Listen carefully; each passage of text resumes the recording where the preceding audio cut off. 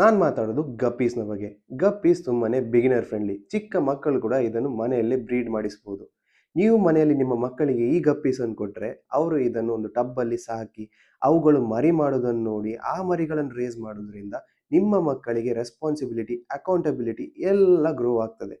ತುಂಬ ಜನರು ನಾನು ಮನೆಗೆ ಫಿಶ್ ತಂದ ನೆಕ್ಸ್ಟ್ ಡೇನೇ ಸತ್ತೋಗ್ತದೆ, ಅದಕ್ಕೇನು ಮಾಡಲಿ, ಈ ಥರ ಕ್ವಶನ್ಸ್ ಎಲ್ಲ ಕೇಳ್ತಾರೆ. ಇದಕ್ಕೆಲ್ಲ ಆನ್ಸರ್ ನಾನು ಬರ್ತಾ ಬರ್ತಾ ವಿಡಿಯೋಸ್ ಮಾಡ್ತಾನೆ ಇರ್ತೇನೆ. ಸೊ ನನಗೆ ಮರೆಯದೆ ಫಾಲೋ ಮಾಡ್ಕೊಳ್ಳಿ.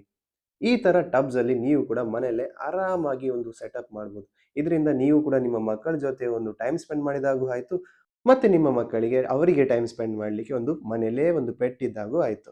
ದೊಡ್ಡದಾಗಿ ಏನು ಸ್ಪೇಸ್ ಬೇಕಾಗಿಲ್ಲ, ದೊಡ್ಡ ದೊಡ್ಡ ಅಕ್ವೇರಿಯಮ್ಸ್ ಬೇಕಾಗಿಲ್ಲ. ಈ ಥರ ಒಂದು ಚಿಕ್ಕ ಪ್ಲಾಸ್ಟಿಕ್ ಟಬ್ಬಲ್ಲಿ ನೀವು ಸೆಟಪ್ಪನ್ನು ಸ್ಟಾರ್ಟ್ ಮಾಡ್ಬೋದು.